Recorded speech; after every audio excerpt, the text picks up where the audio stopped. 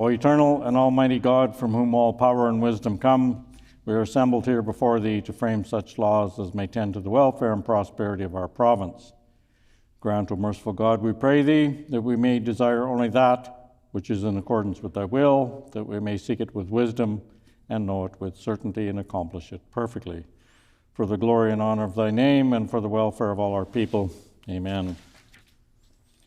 We acknowledge we are gathered on Treaty 1 territory, and that Manitoba is located on the treaty territories and ancestral lands of the Anishinaabe, Anishinaabe, Dakota Oete, Dene, Sulene, and Neothog nations. We acknowledge Manitoba is located on the homeland of the Red River Métis. We acknowledge northern Manitoba includes lands that were and are the ancestral lands of the Inuit. We respect the spirit and intent of treaties and treaty making and remain committed to working in partnership with First Nations, Inuit, and Métis people in the spirit of truth, reconciliation, and collaboration. Please be seated. Orders of the day, private members' business. The Honourable Opposition House Leader. Thank you, Honourable Speaker. Could you please call for concurrence in third reading, Bill number 232, the Victims of Impaired Drivers Commemoration Day Act. It has been announced that we will now go to concurrence and third reading of Bill number 232, the Victims of Impaired Drivers Commemoration Day Act, Commemoration of Days, Weeks, and Months Act amended. The Honourable Member for Brandon West. Thank you, Honourable Speaker. I move, seconded by the member for Portage-La Prairie, that Bill number 232, the Victims of Impaired Drivers Commemoration Day Act, Commemoration of Days, Weeks, and Months Act amended, be reported from the Standing Committee on Social and Economic Development, be concurred in, and now read for a third time and passed.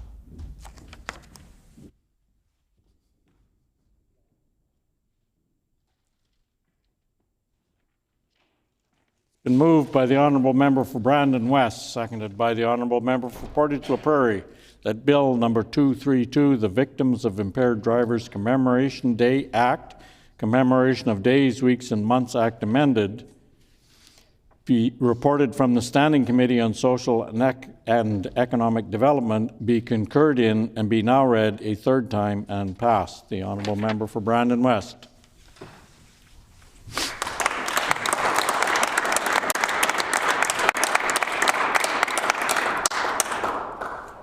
Thank you, Honourable Speaker, and it gives me great pleasure to rise for what I hope is the last time on this bill and have it approved today and move forward. It is not a bill that I will take credit for. This has to go to the family of Jordan Reimer. The advocacy that has happened is immeasurable, the amount of work that has been put forward by this family. But again, it's not only this family, it's for all victims of impaired driving across our great province. I'm very proud to say that when passed, this bill will be the only recognition in all of Canada for a commemoration day for victims of impaired driving. And I must say that the victims of impaired driving are not only those that suffer at the time of the incident, it extends to immediate family, to extended family, to friends, to colleagues, to co-workers, and as we've seen with many tragedies of this nature, it extends to the communities that these individuals live in. I know for Transcona, this was a very difficult time for the family, but for the community of Transcona.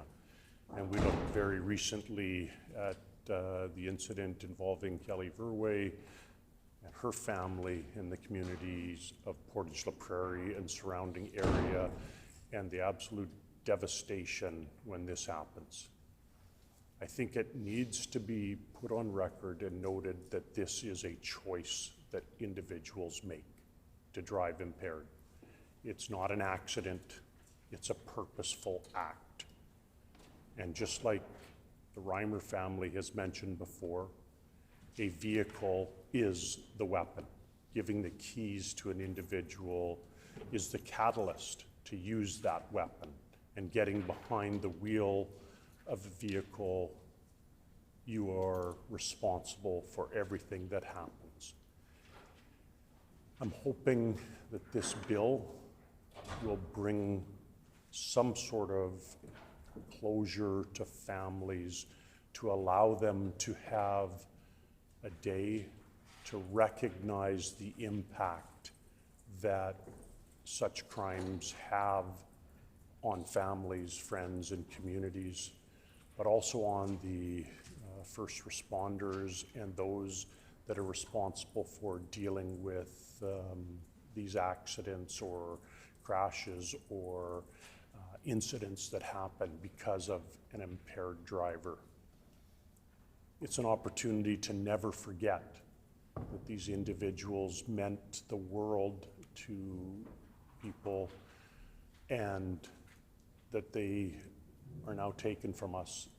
And so incidents such as weddings, graduations, milestones within their lifetime, children, grandchildren, will never be there for the families or for friends or for communities to celebrate. So to be able to remember the individuals is extremely important. I thank the Reimer family for extensive consultation on this bill. We're noting May 1st as the day of commemoration, and that of course is in respect and remembrance of Jordan Reimer, who was killed on May 1st, 2022, as a result of an act by an individual, a purposeful act. But I'm hoping that this also adds an opportunity for education. Education in a very timely manner when graduations are coming forward, when summer is upon us, where people may have a few beverages, or in the case that we've seen the exponential growth in the use of drugs, and it's not just marijuana, it's a large plethora of intoxicants that people can get behind the wheel and cause this injury. So having the opportunity to educate people, and I know it was brought forward that maybe our youth are not always the ones that are involved in this. It goes across every age group, every demographic. But I think it's important that we start at a very young age to ingrain this education into young minds, young drivers, so that they are the next generations that don't allow this to happen. I would be remiss if I didn't recognize once again the family of Jordan Reimer, who is here joining us in the gallery today to see this bill pass third reading. And it is in recognition of their tremendous efforts, and to know that that their advocacy has moved this forward, I'm incredibly appreciative of.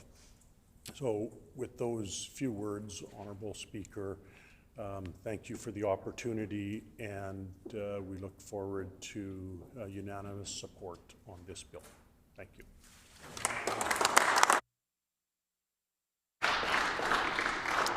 The Honourable Member for St. Boniface.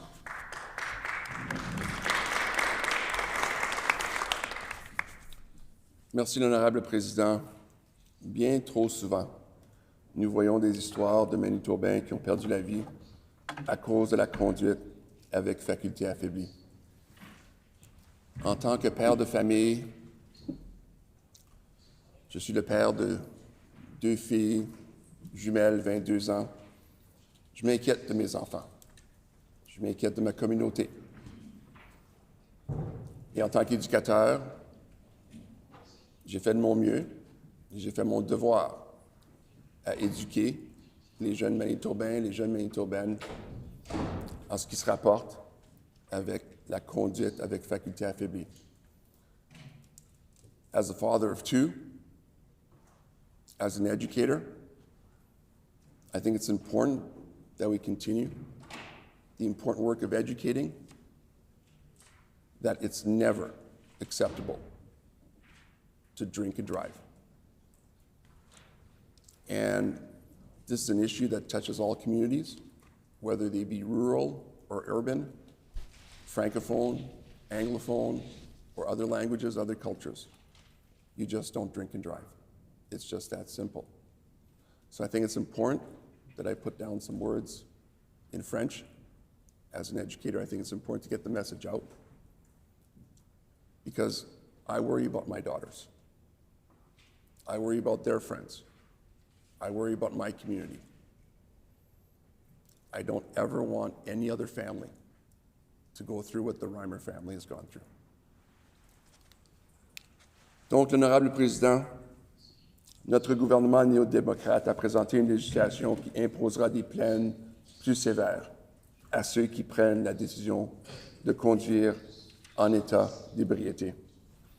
Nous sommes déterminés à rendre nos routes plus sûres pour tous les Manitobains et Manitobaines, afin qu'aucun Manitobain ne soit jamais tué par un conducteur en état d'ébriété et qu'aucune famille n'ait à sentir la douleur qui en découle.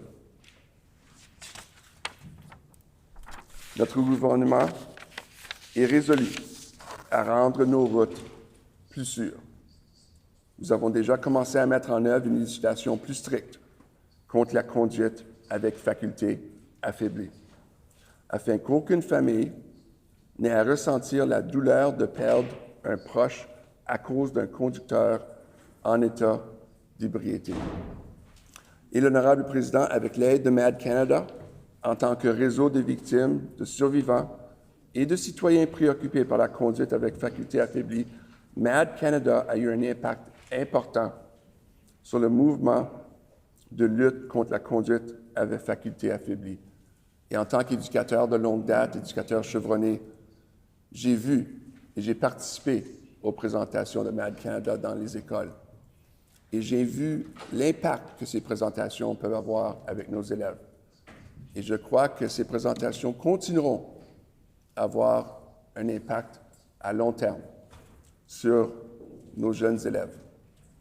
Chaque année, MAD soutient les forces de l'ordre dans la mise en œuvre d'un programme de points de contrôle pendant les fêtes afin de protéger les Manitobains contre les conducteurs en état d'ébriété et l'on l'a vu encore cette année pendant le temps des fêtes au mois de décembre. MAD entretient également une relation étroite avec MPI pour prendre les mesures nécessaires afin de prévenir la conduite avec faculté affaiblie.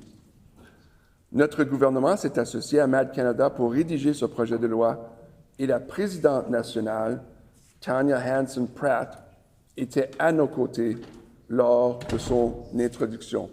Et je cite l'honorable président, « Nous reconnaissons qu'il n'existe pas une seule loi qui réglera le problème de la conduite avec faculté affaiblie et nous saluons les mesures prises par le gouvernement pour s'attaquer à ceux qui causent les torts les plus graves. » Et j'ajoute, c'est certainement une excellente initiative pour le Manitoba. J'aime que le Manitoba ne se contente pas d'apprendre ou d'attendre que le système judiciaire criminel rattrape son retard.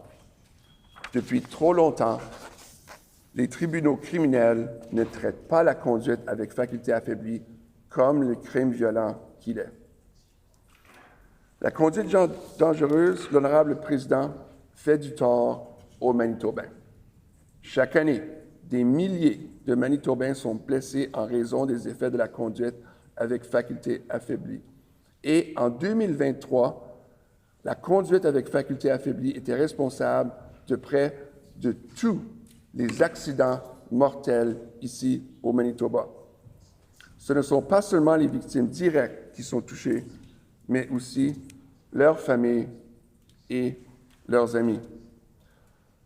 Le précédent gouvernement progressiste conservateur a eu 7 ans et demi pour introduire une législation afin de sévir contre la conduite à faculté affaiblie, mais il a échoué à son devoir et a échoué à le faire. Notre gouvernement veut prévenir les décès sur nos routes causés par des conducteurs aux facultés affaiblies. C'est pourquoi nous travaillons à assurer la sécurité des Manitobains. Nous avons présenté récemment une législation qui imposera des peines plus sévères à ceux qui prennent la décision de conduire en état d'ébriété.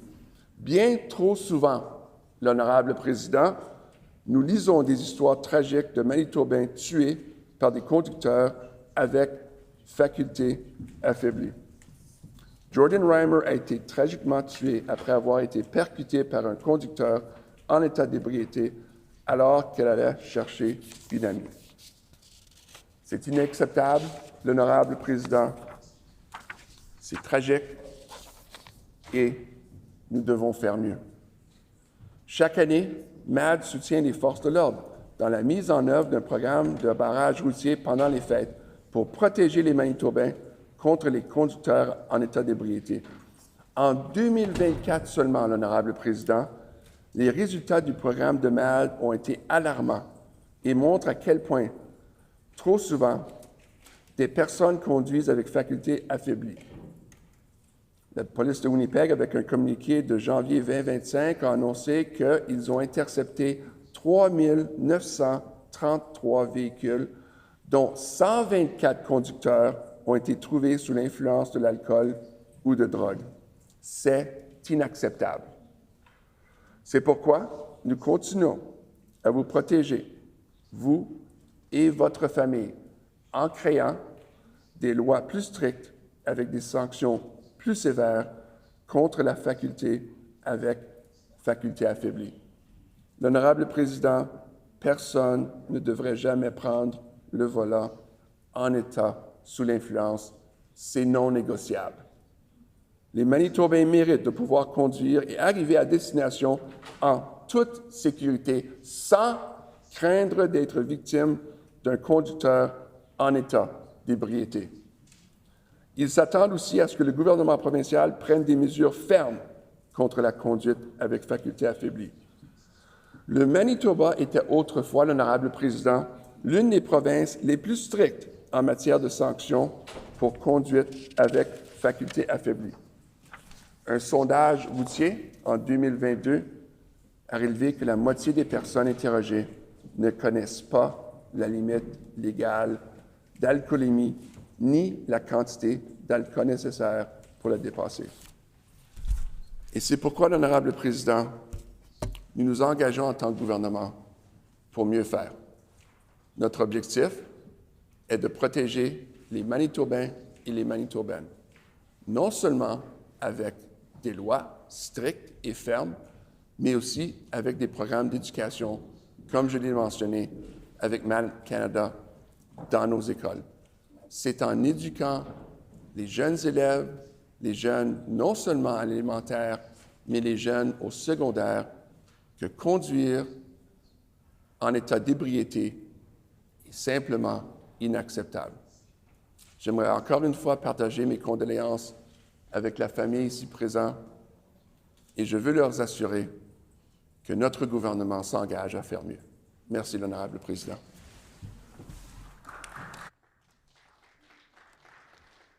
The honourable member for Portage-La Prairie. Thank you so much, Honourable Speaker. I just want to talk a little bit about the background of this important decision that we're making today. This bill commemorates the lives of victims lost to the dangerous act that is impaired driving. This bill is in remembrance of Jordan Reimer, who was killed by an impaired driver, and all other victims of impaired driving.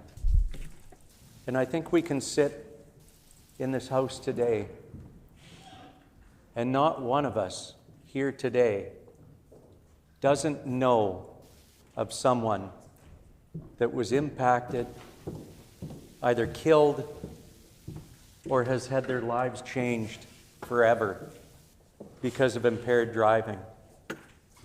I want to make sure that we thank MAD Canada and MAD Winnipeg for all of their work that they have done on this as well.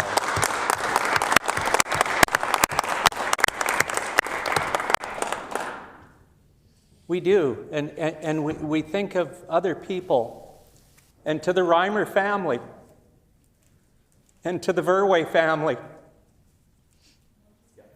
The pain will never go away. The pain may subside, but what you're doing and your courage will make a difference in our province forever and ever moving forward. Hear, hear. And that's why we need to move on this unanimously in moving forward. I think about my girls, 33 and 35 years old, they're adults. They can make their own decisions. But every night and every day that I know they go out, I know that my oldest daughter travels for work, and I think about it every day. And spending some time with the Reimer family and the Verwey family, I don't want to go through what you have gone through. Again, we have to salute the courage of the families for what they have come through, what they have gone through. And I also want to mention on the words today, I'm thinking about Kelly Watson. I'm thinking about Jimmy Rowe, who were affected by somebody that got in a 2,000-pound or more death trap and affected their lives. What we do in this legislature every day, we got elected to make decisions, to make Manitoba a better place, to make sure that we are listening to people like the Reimers and the Verwey family, to make sure that we are advocating for them and all the Manitobans that have come before them, that have done this, that have been in this situation as well. I want to thank, again, the MLA from Brandon West for all of your hard work that has gone into this, that is going to impact so many Manitobans, so many Canadians. Let's be leaders in this country. Let's lead by example. This is a nonpartisan issue. Let's pass this unanimously. And again, my thoughts go to the Reimers and the Verwey family. Thank you for all of your work. Thank you, Honourable Speaker.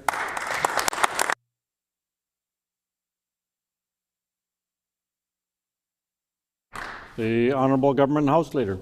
Miigwech, Honourable Speaker.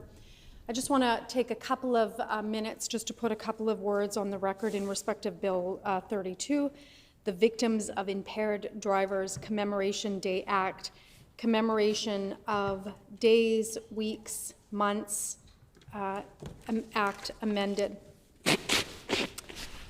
First and foremost, like everybody that has gotten up in the chamber to speak to this bill, I want to offer my heartfelt condolences to the family. And I think that everybody that's gotten up to speak to Bill 232 has reflected on their own children. And I think that that's a way that, of course, nobody will ever fully appreciate or experience that incredible heartbreak. And I think all of us in this chamber as legislators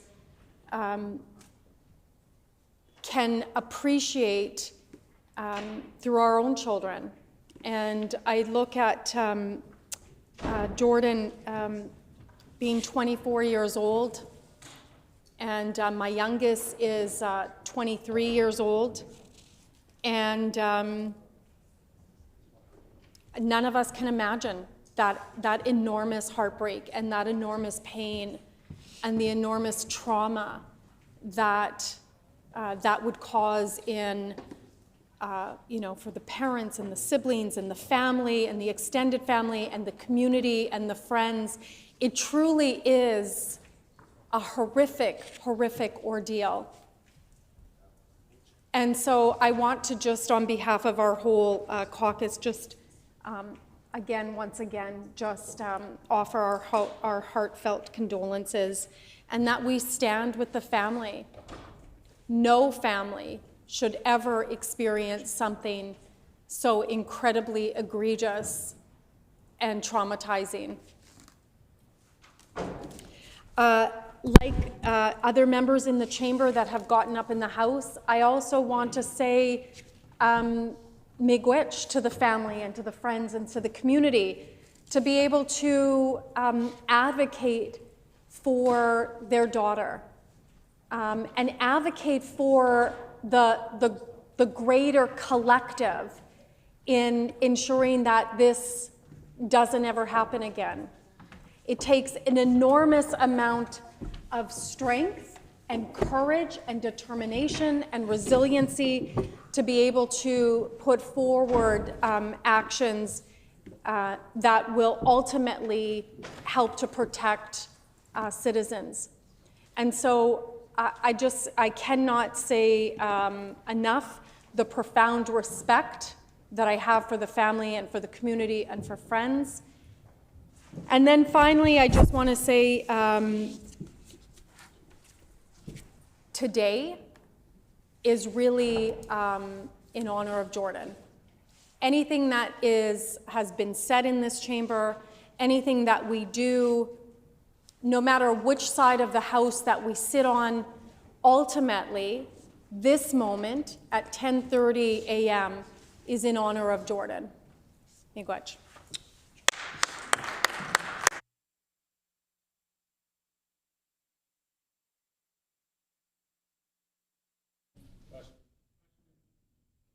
Is the House ready for the question? The question before the House then is concurrence and third reading of Bill 232, the Victims of Impaired Drivers Commemoration Day Act, Commemoration of Days, Weeks, and Months Act amended. Is it the pleasure of the House to adopt the motion? Agreed. Agreed, and so ordered. The Honourable Opposition House Leader. Is there will of the House to call it unanimous? Is there will of the House to call the vote unanimous? The Honourable Government House Leader. Honourable Speaker, can we, that the bill was unanimous, please, if we can record it as such. The bill is accordingly recorded as being unanimous. Passed unanimously.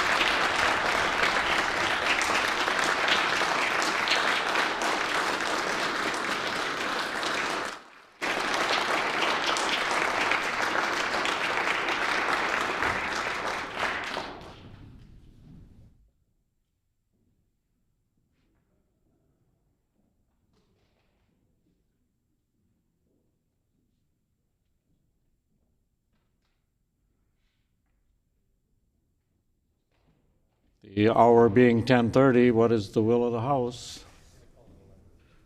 The Honourable Government House Leader. You were supposed to. Honourable Speaker, is there leave to call it 11 a.m.? Is there leave to call it 11 a.m.? Is there leave?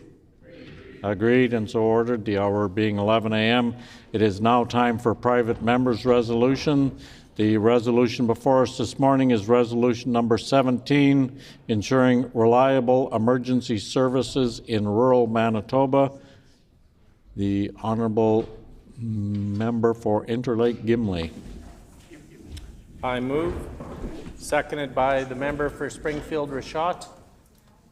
Therefore, be resolved that the Legislative Assembly of Manitoba urge the provincial government to investigate and release a report in its entirety regarding the causes of the 911 network failures that contributed to the tragic loss of in the Interlake region and commit to working with municipalities, telecommunications providers, and first responders to strengthen 911 reliability so that all Manitobans, including those in rural and northern communities, have uninterrupted access to emergency services.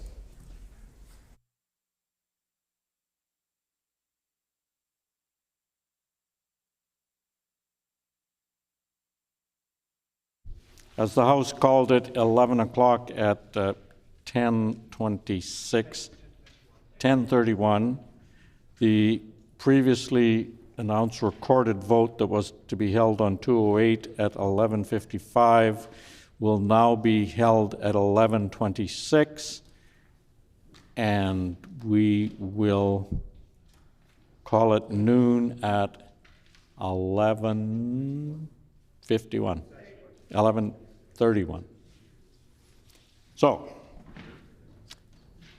it has been moved by the Honourable Member for Interlake Gimli, seconded by the Honourable Member for Springfield Rashott, that therefore be it resolved that the Legislative Assembly of Manitoba urge the provincial government to investigate and release a report in its entirety regarding the causes of the 911 network failures that contributed to the tragic loss in the Interlake region and commit to working with municipalities, telecommunications providers, and first responders to strengthen 911 reliability so that all Manitobans, including those in rural and northern communities, have uninterrupted access to the emergency services.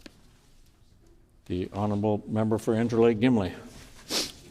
Honourable Speaker, I rise today to speak on a matter that lies at the very heart of public safety, ensuring reliable access to emergency service for all Manitobans, no matter where they live. Emergency services are not a luxury, they're not a matter of convenience, they are a lifeline. In times of crisis, when every second counts, people must be able to rely on 911. Whether it's a heart attack, a fire, or an accident on a rural road, the public needs to know that help is only a phone call away. But tragically, as we have seen far too recently, that is not always the case in rural Manitoba. On March 23, 2025, a devastating tragedy occurred in the rural municipality of Fisher. A resident, a husband, a loved one lost his life after family members and friends made numerous attempts to call 911, only to be met with silence. The calls did not go through. They did not fail because of severe weather or a down power line. They did not fail because a beaver chewed a wire in the case that the minister tabled the other day. They failed because of 911 routing malfunction, a technical failure within a major cellular provider's network, and in the moments where time was slipping away, that failure cost a life. While loved ones performed CPR, desperate and doing everything they could, they were also frantically trying to connect to emergency services and ultimately reach help, not through 911, but by directly contacting an RCMP officer. Imagine, Honourable Speaker, the helplessness of performing CPR while dialing 911 again and again, hoping for a ringtone that never comes. 22 unanswered calls.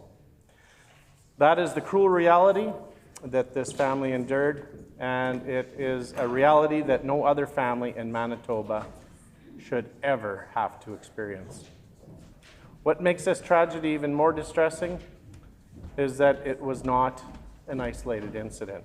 There have been multiple reports of failed 911 calls in neighboring municipalities. It's not about a single error or one tragic event.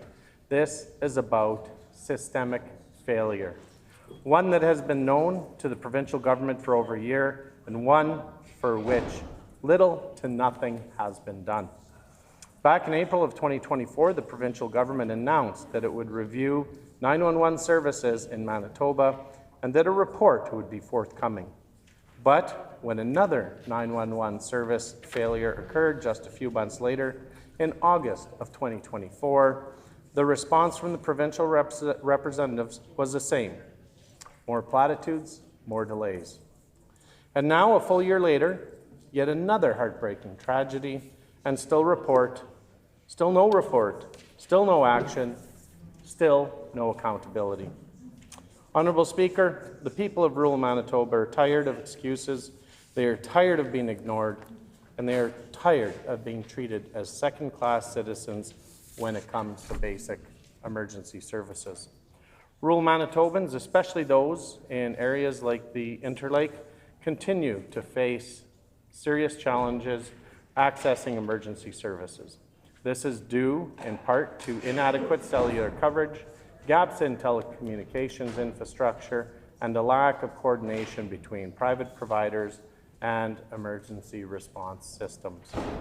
The 911 dispatch center in Brandon, which serves rural and northern Manitoba, wasn't aware that it wasn't receiving calls for days. It took days before the center was alerted to the malfunction from the family in Fisher. This lack of real-time monitoring and communication is unacceptable and obviously dangerous. Let me be clear, in this day and age, people should not die because a cell phone cannot connect to 911. And they certainly should not die while the government sits on reports, offers empty reassurances, and fails to take action on issues that have been flagged over and over again, not just by the residents, but by local officials, municipal leaders, and even RCMP officers themselves. The RMM Fisher has repeatedly raised concerns about 911 reliability. Other communities have voiced similar fears. All have called for one thing: immediate action. But those calls gone to this failing NDP government, just like the 911 calls, have gone unanswered with this NDP government. It is the right of every Manitoban, regardless of where they live or who their mobile provider is to expect that 911 will work in an emergency. This is not a partisan issue. It is a matter of basic public safety and human decency. Honourable Speaker, we can do and must do better. This provincial government has a responsibility to ensure that 911 systems are properly funded, resilient, and responsive. That includes ensuring real-time monitoring of 911 systems across the province, automatic alerts when dispatch centers experience call drop-offs or anomalies, fail-safe routing protocols so that when one network fails, calls are rerouted immediately through another. Strong collaboration between the province, municipalities, telecommunication providers, and emergency services to develop clear, coordinated protocols, and a publicly released investigation into the March 2025 failure with concrete timelines and commitments for improvement. We also need to invest in staffing and infrastructure, particularly in rural and northern regions. Many communities are already dealing with long EMS response times and hospital closures. A failed 911 call in those areas can be catastrophic. And let us not forget the mental and emotional toll these failures take. Families are traumatized, not only by the loss of loved ones, but by the knowledge that their calls for help went unanswered. We owe them more than condolences. We owe them action. There is a growing disconnect between public expectations and government delivery on essential services. The public wants to know that when they call 911, someone will pick up. That help will come, and that their rural postal code doesn't make their life less valuable. I urge this Assembly to pass a clear resolution to urge the provincial government to fully investigate the 911 network failures that contributed to the Fisher tragedy, quickly release the findings of that investigation to the public, and develop a clear roadmap in consultation with municipalities, telecom providers, and frontline responders to strengthen 911 reliability, and guarantee fail-safe access to emergency services for every Manitoban, regardless of geography or cellular network. Now let us remember that the victims of these failures are not statistics. They are mothers and fathers, sons and daughters, neighbors and friends. To the family that lost their loved one in Fisher, we see you, we hear you, and we are committed to making sure this never happens again. I want every member opposite to say Dean Switzer's name when they speak to this resolution, to make it personal, to realize that he left a wife, Susan, who frantically tried to save him along with his friends and family. Dean's parents have been advocating since the loss to ensure that this will not happen to somebody else's loved one. Let us rise above bureaucracy. Let us rise above excuses. Let us rise to the occasion as leaders entrusted with the safety and well-being of all Manitobans. This is our moment to act, to fix what's broken, to ensure that when the next emergency comes, and it will, that the call goes through. The Premier said in this chamber the other day, an apology without restitution is an empty apology. We need to get these reports out, whether there's an apology or not from this government. We need to ensure that the members know exactly, my constituents know exactly what happened with these failings. And lack of action after a tragic incident, or I would say 3 similar incidences, show that this callous, failing NDP government does not truly care about Manitobans or my constituents in Interlake Gimli. Thank you, Honourable Speaker.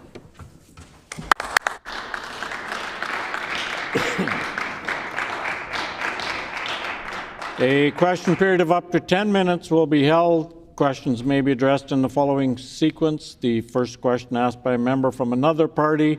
Any subsequent questions must follow a rotation between parties, and each independent member may ask 1 question, and no question or answer shall exceed 45 seconds. The floor is now open for questions. The Honourable Member for Tuxedo.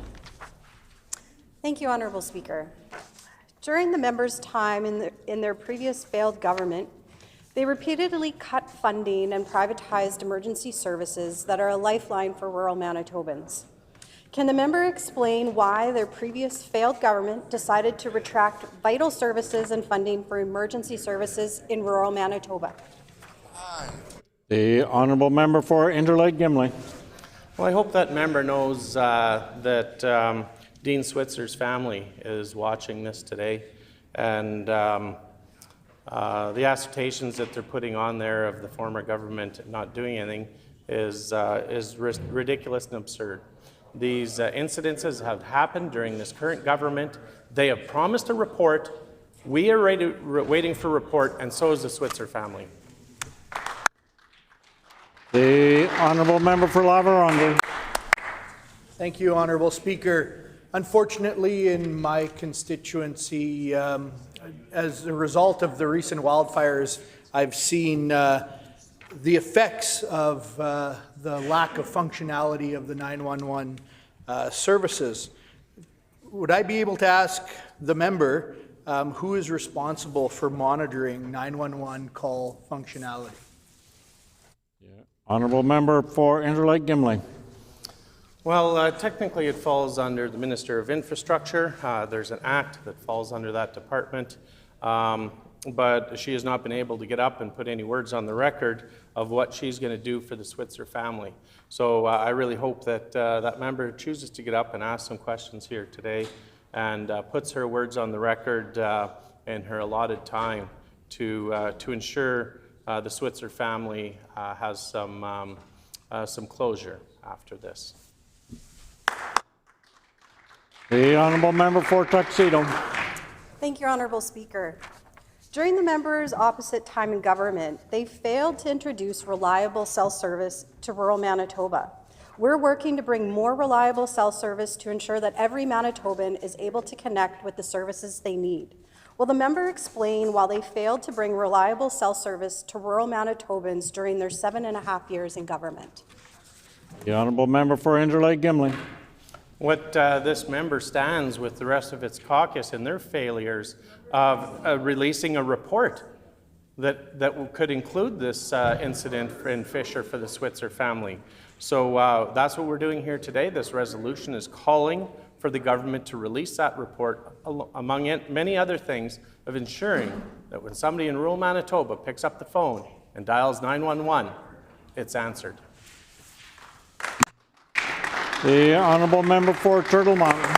Thank you, Honourable Speaker, and I just want to thank the member for bringing this urgent matter to this chamber right now, because it's important that when we all live in rural Manitoba, it's important that we get good cell service. And what steps has this government taken since the 2025 Interlake tragedy to ensure that 911 call failures are identified and addressed in real time? The honourable member for Interlake Gimli.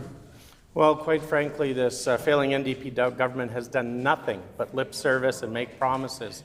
They promised that a report was coming forward, not once, but twice. And we'll see what they put on the record today. If they're going to continue to promise for a report, I would be curious to know if it's even started. The honourable member for Waverley. Yeah, as someone who worked rural EMS and stood with families like the Switzers, I just want to say, first of all, so sorry for your loss. It is terrible, absolutely terrible. I've been in the room with folks like that in those situations. It is a really challenging situation. I do have to say a big reason why I got involved in politics was because of the callous decisions of the members opposite on emergency services. So it is really disappointing for me to stand here and hear some of the things being put on the record by members opposite. And I would say we're working closely with the Minister of Health and multiple ministers to make sure there's more staff and more resources for rural EMS. I would just ask the member opposite, why did he spend his time in office gutting emergency services across the province? The honourable member for Interlake Gimli.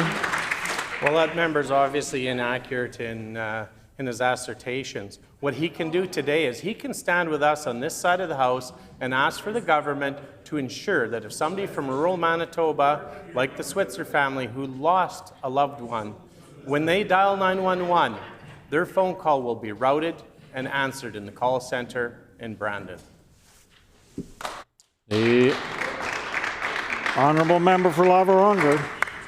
Thank you, Honourable Speaker. It's concerning that the member from Tuxedo speaks against utilizing private services and instead perfectly comfortable with family members dying when they aren't able to access the service that they lack. Would the member from Interlake Gimli be able to tell us what he's been doing to get to the bottom of this issue? Order, please. Order. The Minister of Families will come to order. The honourable member for La Vérendrye. The honourable member for Interlake Gimli. Yeah, there was so much yelling and heckling across, I couldn't quite hear the question. But what we're doing on this side of the House is we're bringing resolutions like this forward to put pressure on the government to actually act. They claim they are doing a report.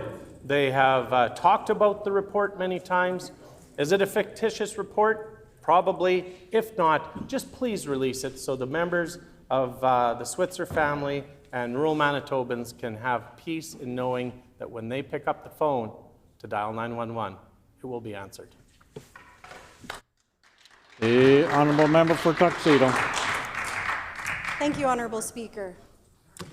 I would like to be clear. In no uncertain terms am I about private health care, and is no one on this side of the House for private health care. I've worked over 18 years in the public health care system, and I take great offense at the insinuation that I don't care.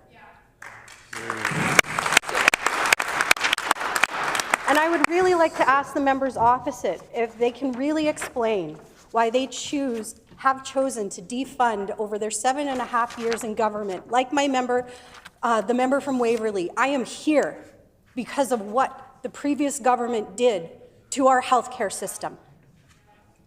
Please answer.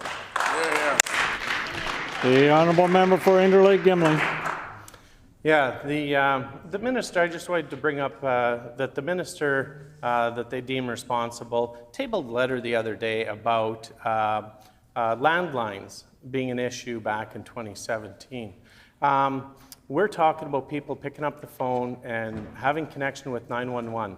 That document that was tabled by the member showed a beaver had chewed a telecommunications line, and they're comparing the two together. I'd like that member to get up and explain that today in their time allotted, why they think the chewing of a telecoms line versus having 911 calls answered is equivalent. The honourable member for Swan River. Thank you, Honourable Speaker. I'd like to again thank the MLA there for bringing this forward. Why did the Minister of Innovation and New Technology take weeks and several questions before disclosing he had written and met with TELUS? The honourable member for Interlake Gimlin. Well, I don't know. My guess would be potentially a letter was written at a much later date than what's date stamped on the top of the letter. I would question that, because you'd think he would have tabled that in the House sooner for public to know that there is reach out to the telecoms provider in question in this incident. But the importance of today is to pressure the government to ensure that someone in rural Manitoba picks up their phone and they need help. They call 911, that it's answered. The honourable member for Tuxedo. Thank you, Honourable Speaker. Our government is working hard to create more reliable healthcare services in rural Manitoba by creating more paramedic positions and training opportunities. During the PC's previous failed government, their policies left paramedics overworked and underpaid, failing to bring relief to paramedics in Manitoba. Can the member opposite explain why their government failed to help rural Manitobans by stretching their rural EMS services so thinly? The honourable member for Interlake Gimli. Thank you, Honourable Speaker. And this member must know that her government closed 20 rural emergency rooms in rural Manitoba. They were doing a circle around the province, closing.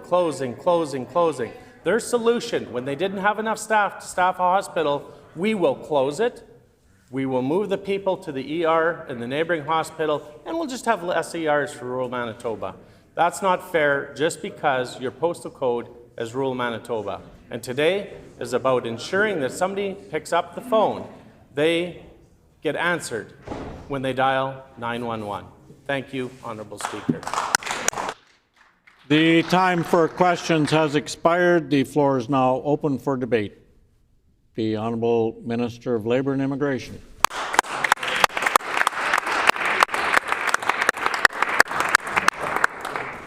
Thank you, Honourable Speaker, and I'd like to thank the member opposite for bringing forward this important resolution about rural emergency services.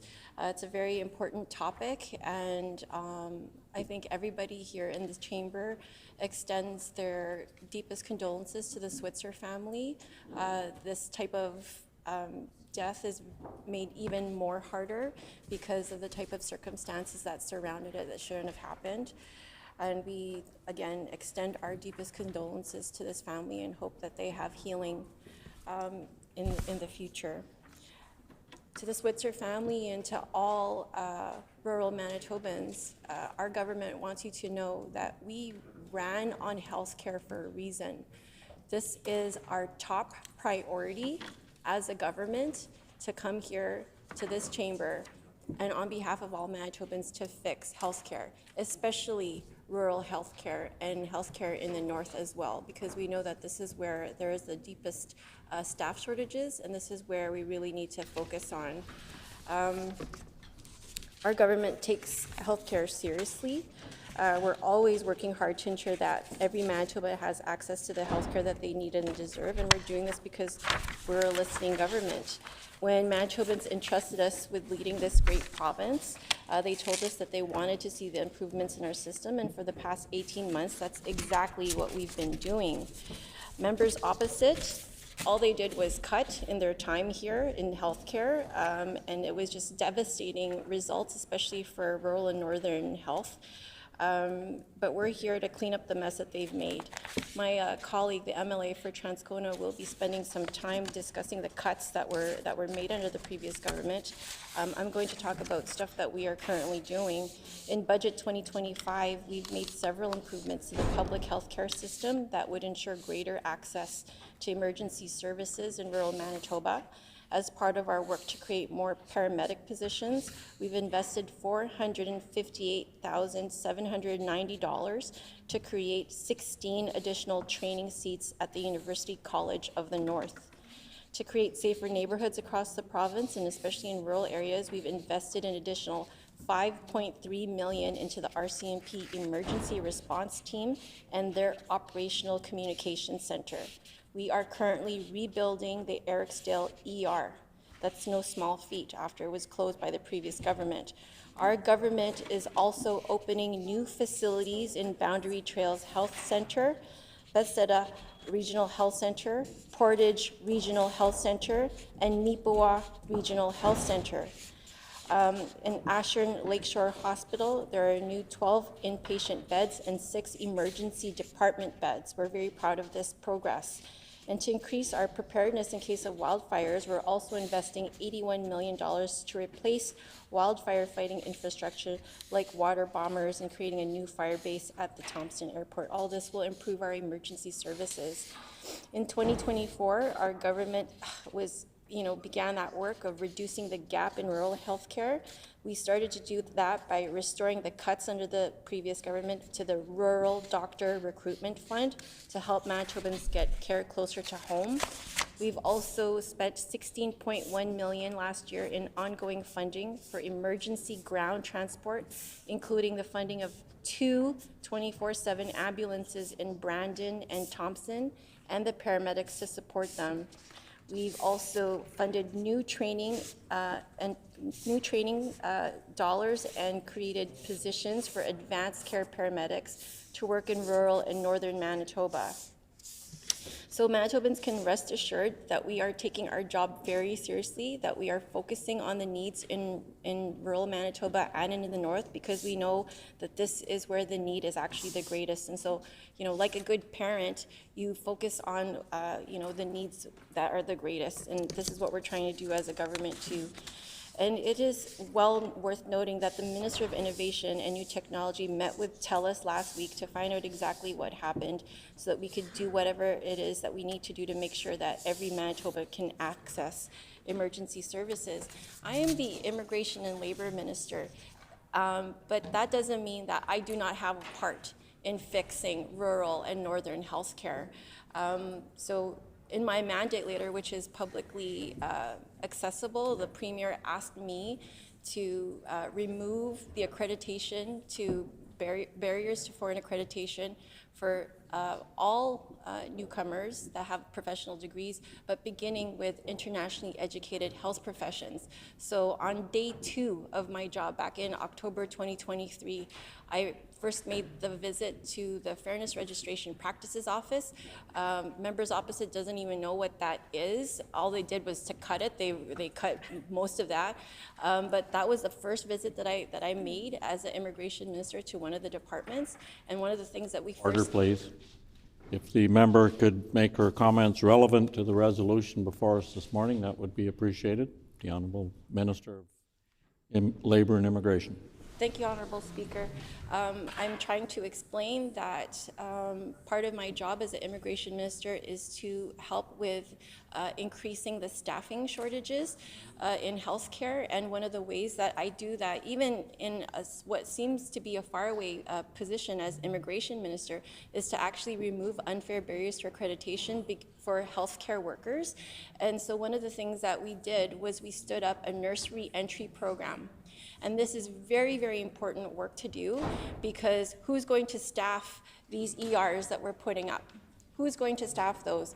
And we already have folks in rural Manitoba that were internationally educated health professions that live in rural Manitoba and were not being able to actually get their accreditation to do that. So the government, Under my leadership, in conjunction with our health minister, with the advanced education minister, and with the minister responsible for jobs, we worked together very closely to stand up a nurse reentry program that would focus on rural and northern health centers and making sure that internationally educated nurses, in this case, would be able to access a program where they could get curriculum, practicum, and work placement in health centers.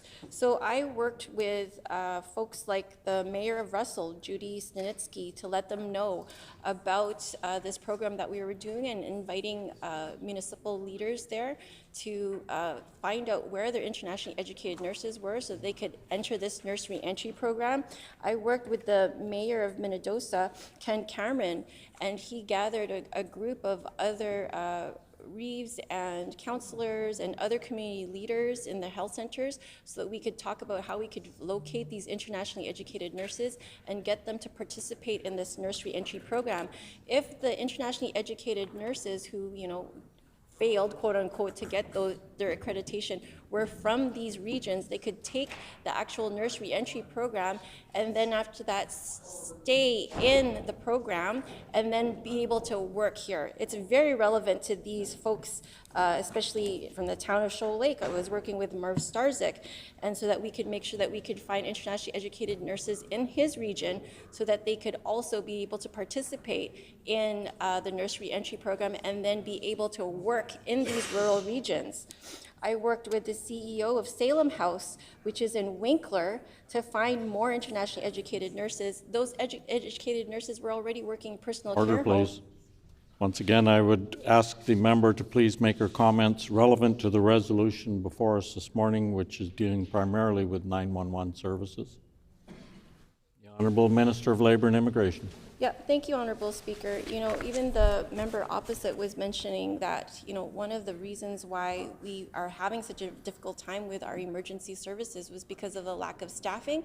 The member opposite, he discussed the fact that he was saying that we were closing emergency rooms, which is not true. We're actually opening them due to lack of staffing. He mentioned that in his previous comments, and I am trying to indicate that one of the ways that we're going to be improving rural and emergency services, whether it's in municipalities like the regions that he's representing in Interlake or up north, we have to have a very vibrant health human resource strategy, and that's exactly what we're doing. Even as far away as what seems to be an immigration department, we're still doing our part to make sure that we're increasing the health human resource strategy. And in my last 27 seconds, what kind of what kind of labor minister would I be if I didn't mention the fact that members opposite 28 years ago in 1997, privatized MTS. They privatized MTS because they thought that, that this would be better for our rural emergency services. We know that there were job losses. Member's time has expired.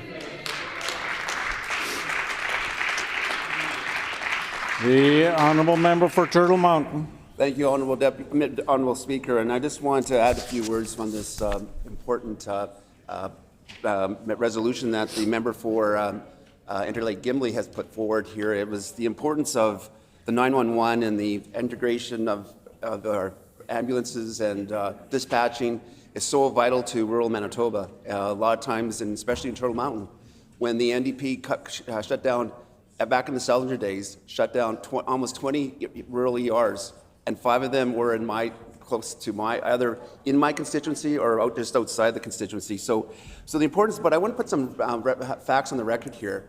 The thing is, the member for the immigration minister said that we cut ambulance services and stuff like that. Honourable Speaker, what it is that right now, we've always had money when we were in our government for ambulances, for paramedics.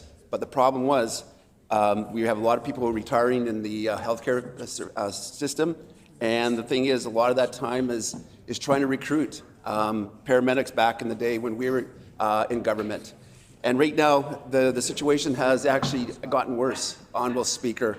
Apparently, right now, we found even when our government, we actually had issues with paramedics coming to Winnipeg because they were paying a lot better in Winnipeg. They also had more on-call services that they had used their abilities to, they were trained for. So the city actually was more attractive for a lot of our paramedics. The paramedics right now in rural Manitoba, there's definitely a gap between what paramedics get in rural Manitoba versus paramedics that get paid in the city of Winnipeg. So of course you're going to attract the best of the best when you come to the city of Winnipeg here. So that's a challenge that we have, Honourable Speaker. So the 911 importance to make sure that all these calls get through. I remember when I first ran as MLA for Arthur Burton. I remember in my southwest corner, and I still represent that in Turtle Mountain, Pearson area, cell service was really bad. And the fact is, thanks to our oil industry, our economic development in the region, cell services have improved greatly. And we want to thank the oil industry for advocating for that. But at the same time, we also had Bell MTS. You know, they put a number of towers in the days of, so that we want to make sure that we get services in the area. I remember one time in Turtle Mountain, I remember in Turtle Mountain, there was a cell service that Bell MTS was going to put a cell service tower in Turtle Mountain. And I remember it was going to be at Lake George. And it was in people's backyards. And the funny thing was, they want the cell tower in the area, but they didn't want it in their backyard. And they actually fought Bell MTS for having put this tower in. And next thing you know, they canceled it. And now there's no cell tower. And now they're crying that they want a cell tower. So I always say that, you know, that's basically first world problems that we face here in Manitoba sometimes, when we actually, you know, could have had a cell tower, especially in that economic development area of Turtle Mountain, when you have, you know, tourism that goes to the International Peace Gardens. It would have been great to have good cell service there, especially when it comes to emergency services in that region. So, Honourable Speaker, it's important that we really put this resolution forward here, how important it is to loved ones, and especially to the Schweitzer family who actually had lost a loved one. And that happens to a lot of families in rural Manitoba. A lot of people, especially in the Melita area, in that southwest corner, they're concerned. Melita is not always opened. They have reduced services. They sometimes have go to Verdun or to Killarney. Sometimes Deloraine, Boissevain. It's sort of right now unpredictable what ERs are open in that Highway 3 corridor. So it's so important that we continue to advocate for cell service, for rural paramedics, and when it comes to ER closures too. So it's important that our cell service is very vital. I'm going to thank the member for Interlake Gimli for bringing this forward here, because it does affect, I know some of my other colleagues actually asked questions, one from Swan River, a colleague from Swan River, and my colleague from, not Lavalier, La Vérandre. Basically, we're all in these little gaps where there's a lot of cell service or issues. So I just want to make sure that we put a few words on there. And again, I just wanted to correct the Minister of Immigration when she said that we cut paramedic services. We didn't. We actually increased healthcare when it came from budget after budget. We increased healthcare services, and especially when it comes to paramedics. But the problem right now, and they're facing it right now, Honourable Speaker, is that paramedics there's a lot more retiring than there's actually coming in the pipeline. So it's important that the focus on education when it comes to training paramedics, it's so vital that we continue focusing on that in rural Manitoba, because at the same time, we got to look at when it comes to the pay, you know, when it comes to pay paramedics in the city of Winnipeg versus paramedics in rural Manitoba.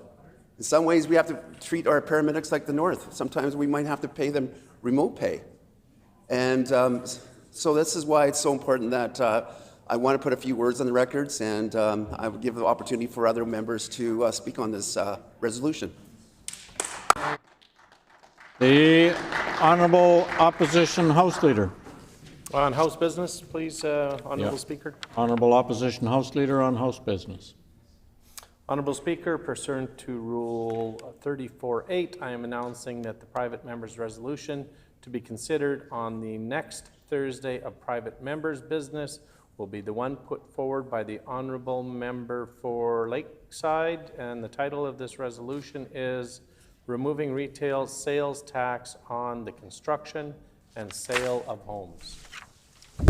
It has been announced that pursuant to Rule 34(8), that the private members' resolution to be considered on the next Thursday of private members' business will be the one put forward by the Honourable Member for Lakeside, and the title of the resolution is Removing Retail Sales Tax on the Construction and Sale of Homes. The Honourable Member for Tuxedo. Transcona. Honourable Member for Transcona.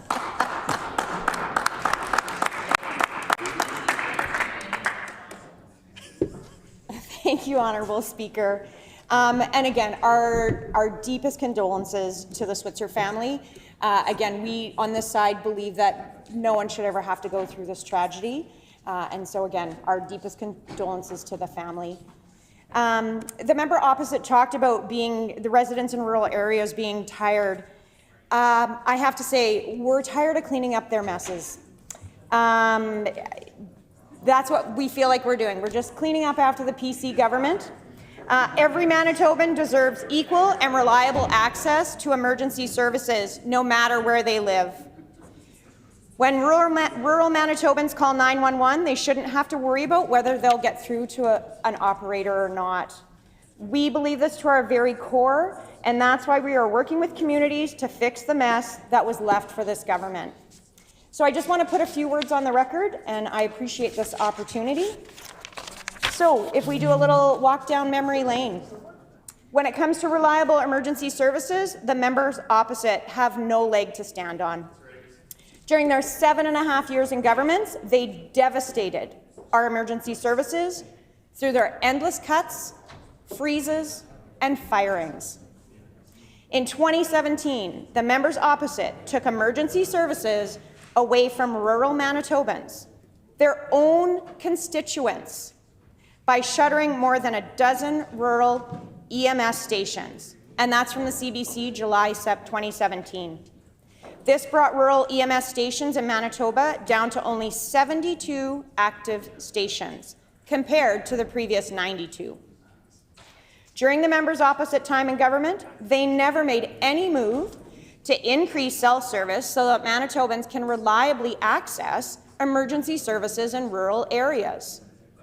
Right now, our government is working in conjunction with the federal government to improve cell service in both rural and northern areas. And again, that's from the CBC, April 2024. In 2021, the former failed PC government contracted Explore to introduce cell phone and internet services to rural and remote areas of Manitoba. But their privatization agenda failed thousands of Manitobans, as Explore stopped work to implement service with Hydro due to a payment dispute.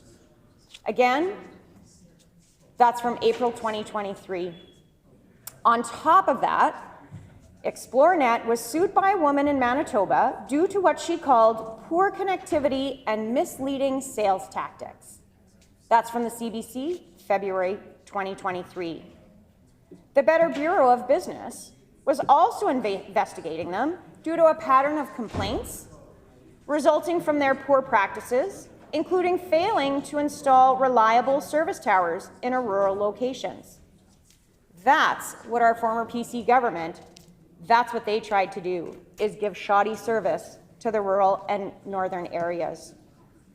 In December 2021, ambulances were reported out of service for over 19,000 hours, with some rural regions experiencing up to a 35% increase in emergency care wait times over 3 years. I'm going to repeat that. Over 19,000 hours, some rural areas were without emergency ambulance service. They shut down emergency rooms in communities such as Pine Falls, Melita, and Treeherne. Those were closed and services were reduced in areas like Altona and Roblin. Cuts and abandonment of rural health care and ER closures continued under their watch. Rural paramedics, ambulance wait times led to overworked and burnt out workers. In 2017, the members opposite cut $4.2 million to a program that recruited doctors to work in rural communities. They also cut 62 positions across rural areas in 17-18.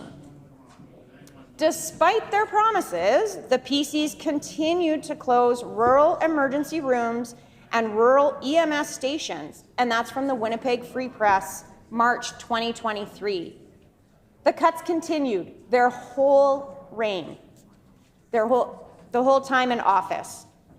In 2019, the previous failed PC government cut 75 nursing seats at Red River while spending tens of millions of dollars. Please. If I could ask the member to please bring her comments back to 911 service.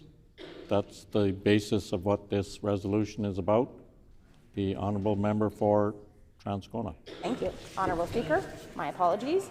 And I'm just trying to pick up on what our Minister of Immigration was talking about in terms of recruiting people to rural areas to support our communities so that they had equal access to health services.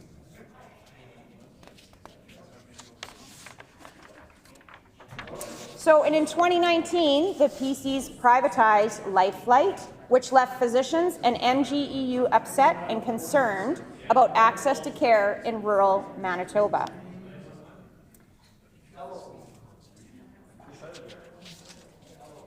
So, the problems accessing reliable emergency services as a whole, which includes access to 911 services in rural Manitoba of the PC's endless cuts, freezes, and firings that failed emergency services in Manitoba. One thing does not work in isolation. They all need to work together. So access to services, to have health care, also is included with being able to access 911.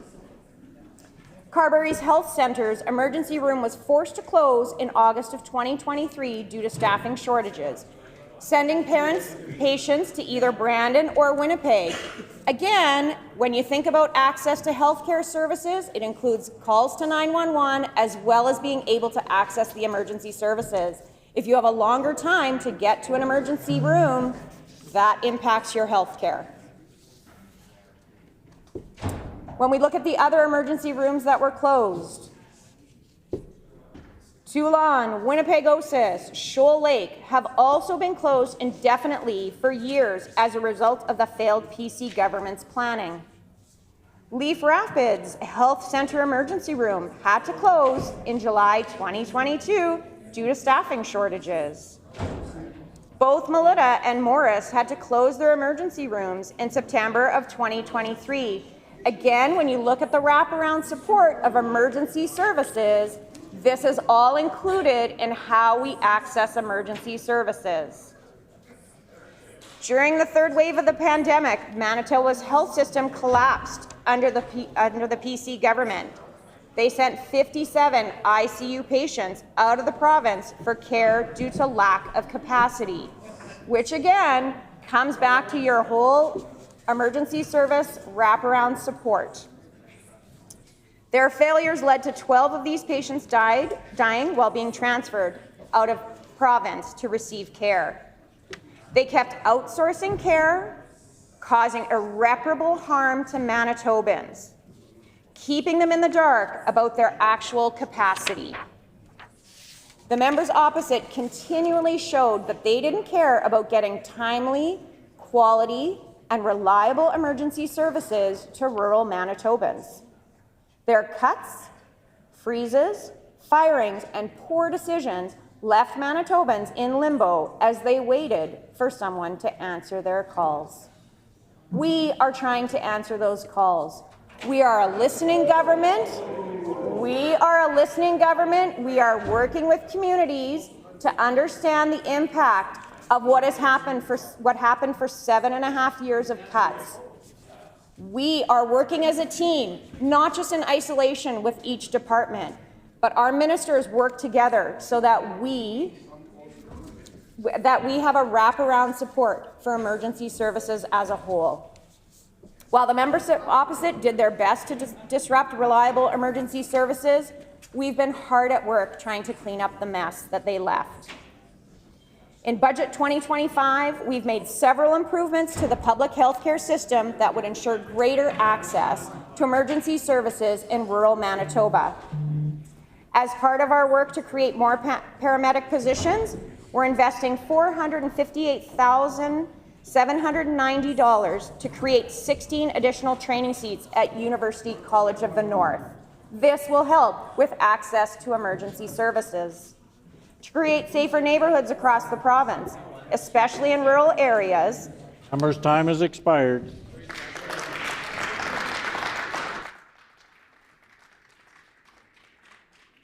The honourable member for McPhillips. Thank you.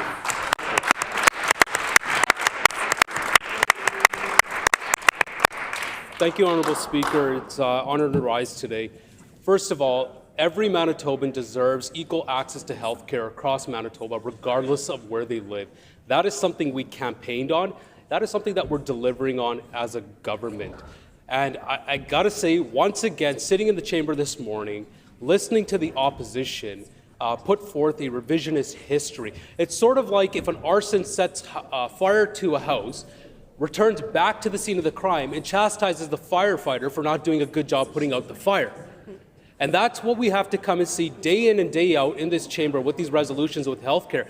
I see the member for Roblin is here too. At some point, she's got to turn around and tell her members, stop talking about healthcare. Our record on this is abysmal.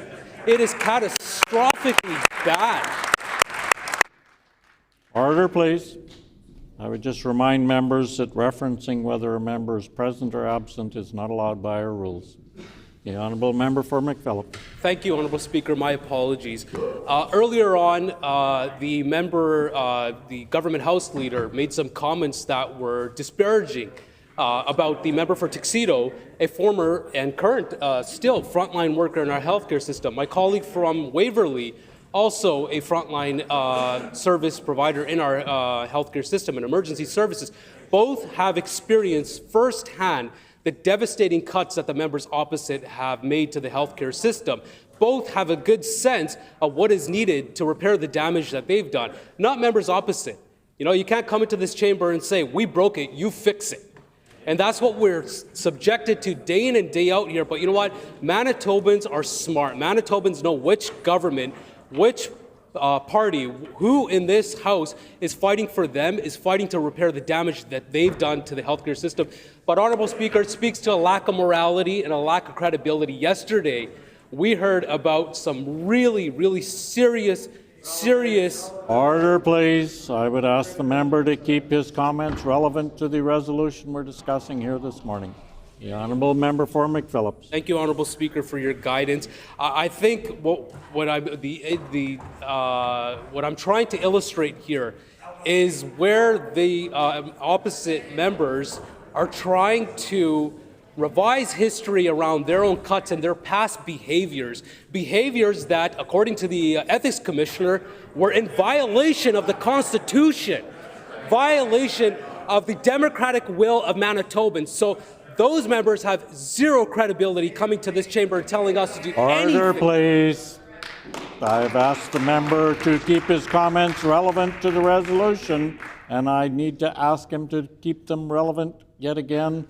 And now the time being when this matter is again before the House, the honourable member for McPhillips will have 7 minutes remaining. The hour being 11:55 a.m. in accordance with Rule 24(7).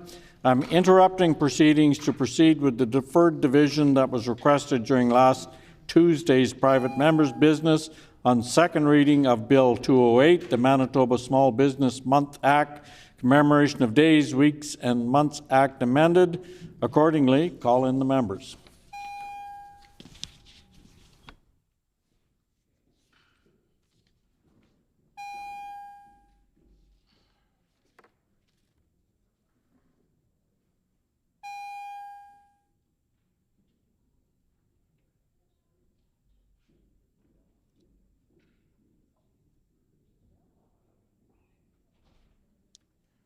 So the question before the House is second reading of Bill number 208, the Manitoba Small Business Month Act, Commemoration of Days, Weeks, and Months Act amended. All those in the House in favor of the motion, please rise.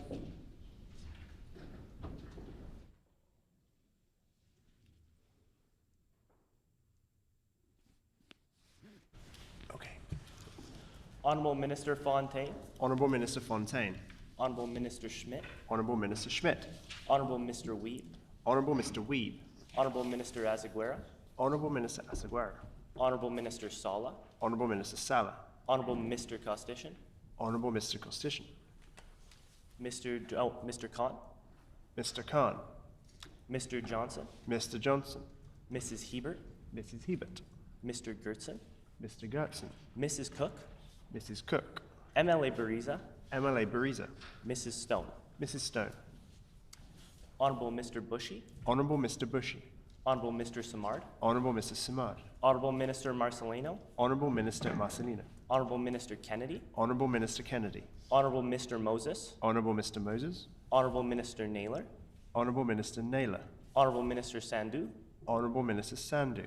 Honourable Minister Moyes. Honourable Minister Moyes. Honourable Minister Morose. Honourable Minister Morose. Mr. Schuler. Mr. Schuler. Mr. Balkin. Mr. Balkin. Mr. Narth. Mr. Narth. Ms. Byram. Ms. Byram. Mr. Nesbitt. Mr. Nesbitt. Mr. King. Mr. King. Mr. Ginter. Mr. Ginter. MLA Malloway. MLA Malloway. MLA Corbett. MLA Corbett. Mr. Blaschko. Mr. Blaschko. MLA Chen. MLA Chen. MLA Pankratz. MLA Pankratz. MLA Devgun. MLA Devgan. MLA Compton. MLA Compton. MLA Loisel. MLA Loisel. MLA Dela Cruz. MLA De La Cruz. Mrs. Schott. Mrs. Schott. MLA Redhead. MLA Redhead. Mr. Panouk. Mr. Panouk. MLA Lagasse.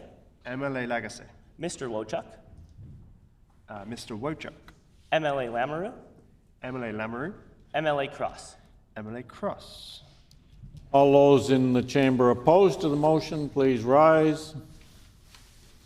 We will now proceed to the alphabetical roll call of members participating virtually, and as a reminder to all virtual members, please respond clearly with "I vote yes" or "I vote no" only when your name is called, and also remind members to unmute their mics only when they're recognized and then to immediately mute them again once they've declared their vote. The page will now conduct the vote. Mr. Brar. I vote yes. Mr. Brar votes yes. Ms. Laughlin.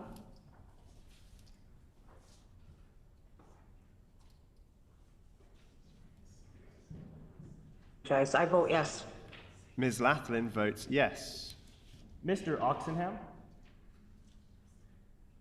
I vote yes. Mr. Oxenham votes yes. Well done. Great job.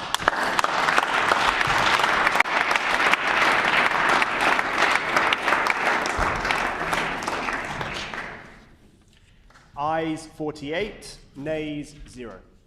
I declare the motion accordingly passed.